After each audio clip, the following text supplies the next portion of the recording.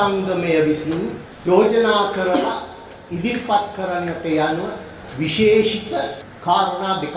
මුලින්ම අපි හඳුන්වා දෙනවා මම හිතන්නේ ප්‍රථම වරට විය යුතුයි බැඩ්මින්ටන් ආශ්‍රිතව ශ්‍රී ලංකාවට ආධුනික කණ්ඩායම් තරගාවලියක්. වයස අවුරුදු 13න් 15, වයස අවුරුදු 15න් 15 සහ වයස අවුරුදු 17න් 15 පිරිමි සහ ගැහැණු ළමයින් වෙනුවෙන් ලංකාවේ ඉන්න ඕනෑම පළාතක බැඩ්මින්ටන් ක්‍රීඩකයන්ට ඉතාම කදිම අවස්ථාවක් ඔවුන්ගේ දක්ෂතා පෙන්වලා ඉදිරියට එන්න.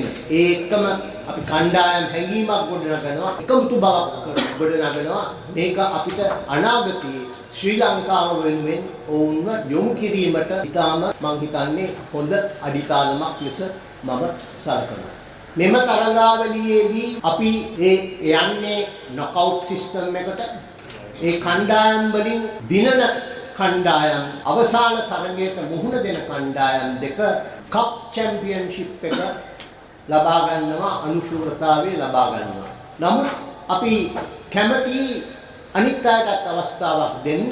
ඒක නිසා අපි ඒ පරදින සෙමි ෆයිනලිස්ට්ලට, ක්වෝටර් ෆයිනලිස්ට්ලට, ප්‍රී ක්වෝටර් ෆයිනලිස්ට්ලට අවස්ථාවක් දීලා තියෙනවා. ප්ලේට් කප් එකක් තියෙනවා, බෝල් කප් එකක් තියෙනවා. එතකොට කණ්ඩායම් ඔක්කොම 36කට තෑගි ලබා දෙනවා ජයග්‍රහණ සඳහා. ප්‍රධාන වශයෙන්ම එලයිට් ෂට්ලර් 100 ලීනින් යන බැඩ්මින්ටන් ක්‍රීඩා උපකරණ ලංකාවේ විශාල වශයෙන් ප්‍රචලිත කරන කණ්ඩායමක් තමයි එලයිට් ෂට්ලර් එක. එලයිට් ෂට්ලර් එක මේ ජයග්‍රහණී සියලු දෙනාගේම සඳහා තෑගි ලබා දීමට ඒක ලක්ෂ 10කට අධික මුදලක් වැය කරලා ඉදිරිපත් වෙලා තියෙනවා අපිට මේ සඳහා.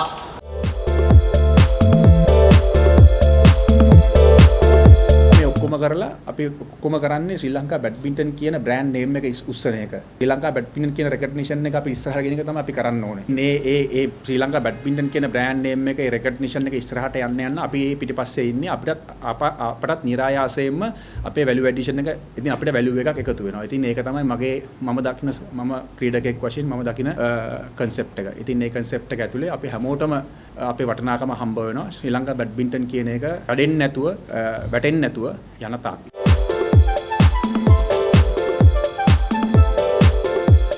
මේ ටූර්නමන්ට් එකේදී අපිට 380ක් ඉන්න චැම්පියන්ස්ලා රන් සප්ලා. ඒ කියන්නේ අපි ටීම් චැම්පියන්ෂිප් කරන්නේ. අපි හිතුවා මේ නොකවුට් ගහලා මේගොල්ලන් මේ දරුවන්ව ගෙදර අරින්නේ නැහැ කියලා.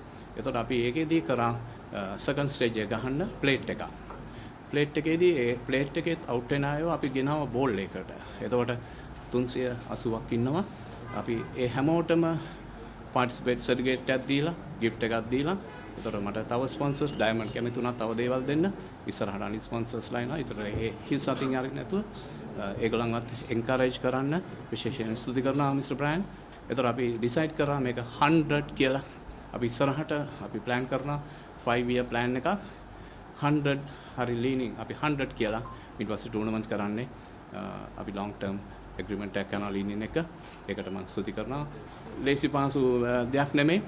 අපි ටීම්ස් 250ක් බලාපොරොත්තු වෙනවා. ටීම් එකට 10 දෙනෙක් 2500ක්. ඒතර මම විශේෂයෙන් ඉල්ලන්නේ මගේ ටීම් එක. මොකද මේ දේ පටන් ගත්තා වගේ නෙමෙයි දවස් 9ක්. එතකොට මම විශේෂයෙන් ඔයගොල්ලන්ගේ ඉල්ලනවා මට සපෝට් කරන්න.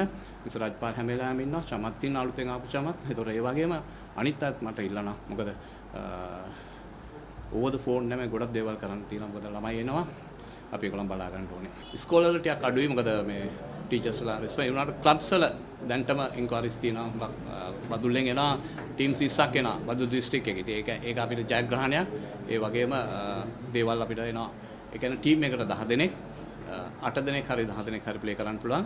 එතකොට අපේ ටාගට් එක ටීම්ස් 250ක්. ඒකයි මම කිව්වේ 2500ක් අනිවාර්යෙන් තියෙනවා. ෆැසිලිටිස් අපි ඔක්කොම ලෑස්ති කරනවා සෙන්ට් තෝමස් එකේ MBA එකේ ඒගොල්ලන්ට අවශ්‍ය දේවල්.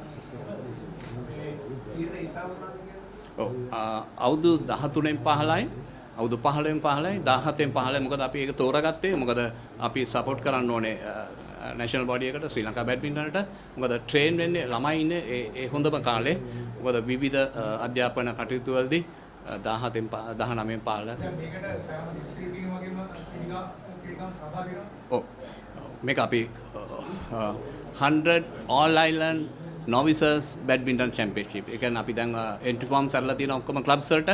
ඒතකොට දැන් අද ඉඳන් Instagram, YouTube එකේ එනවා. අපේ website එකේ තියෙනවා. ශ්‍රී ලංකා badminton FB දෙකේම තියෙනවා. ඒකේ තියෙනවා ඔක්කොම.